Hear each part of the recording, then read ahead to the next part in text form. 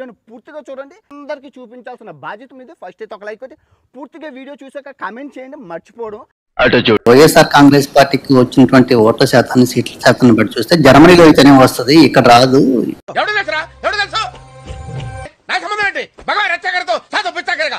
5 ఏళ్ళు రావడం కష్టం అని ఒక విమర్శ చేశారు. ఆ మనిషి కార్పొరేటర్కి ఎక్కువ, ఎమ్మెల్యేకి తక్కువ. జీవిత కాలంలో ఇప్పుడు ఎమ్మెల్యే ఒకసారి అయినాడు. అటు చూడు అసెంబ్లీకి కరెక్ట్ గా ఒక రోజు వచ్చి వెళ్ళిపోతాడబ్బా. ఆయన కొత్త పేరు పెట్టిన 1 డే ఎమ్మెల్యే. ఇక మొదలెడదామా? సంక్షేమం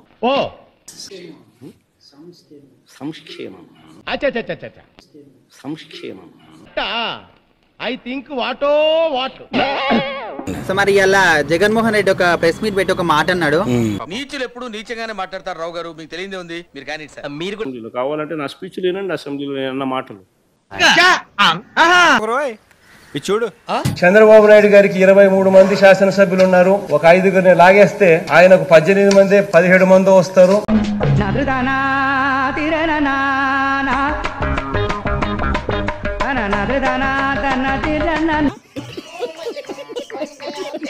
నీకు ఇంతమంది శాసనసభ్యులు నీకు ఉండాలి, ఉంటేనే నీకు ప్రతిపక్ష హోదా ఉంటుంది అని ఎక్కడ రూలింగ్. ఎన్ని సీట్లు పోటీ చేశారా మీరు? 175కు 175 పోటీ చేస్తే ఎన్ని సీట్లు గెలిచింది మీరు? పట్టుమని 10 గెలవాల, తల ఎక్కడ పెట్టుకోవాలని అర్థమవుతుందా నీకు? పోటీ చేసి 10 సీట్లు గెలిచి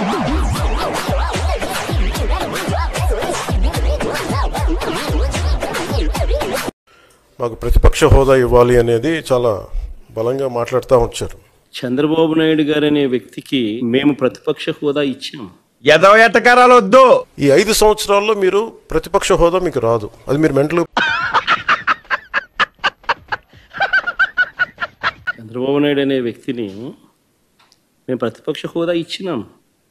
ఇది అడిగితే వచ్చేది కాదు, అది ప్రజలు ఇస్తేనే వస్తుంది. రాదు, చదువుకోలే నేను వేలుముద్రగాన్ని.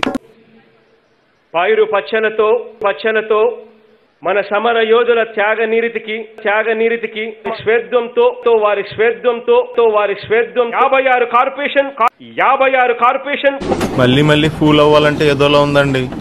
ఆయనకు నాకు మధ్య తేడా అది. భూమికి బుట్టకు ముందు ఆయన పుట్టినాడు. ఈరోజు అది అసెంబ్లీలో ఉన్న పార్టీలు ఏవి?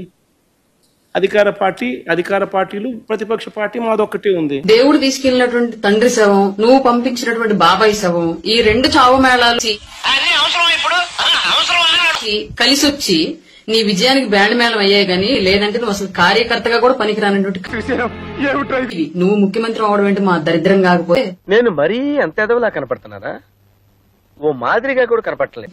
ప్రజలు 11 సీట్లు ఇచ్చి నువ్వు చేసిన పాలన చాలే బాబు, ఇంకా ప్రతిపక్ష హోదా కూడా అక్కర్లేదు, విపక్షంగా వెళ్లి కూర్చొని అసెంబ్లీకి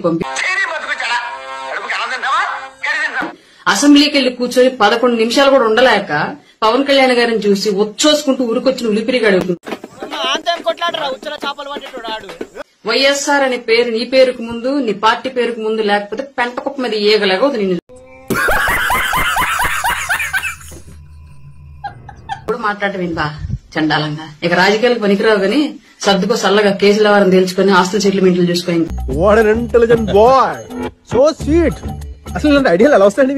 చెల్లి తల్లి కూడా ఉమ్మెత్తేస్తున్నారు. ఇక నీకు ఎందుకు? ఇంతకు ముందు ఆంధ్రప్రదేశ్ రాజకీయాల్లో కేఏ పాల్ గారు ప్రెస్ మీట్ పెడితే జోకే ఉండిద్దని చెప్పి చూసేవాళ్ళు. ఇవాళ ఆయన చూడట్లా, ఆయన మరిపించి జోకర్ పోయి ట్రోలర్ నువ్వు అయ్యావు ఆంధ్రప్రదేశ్.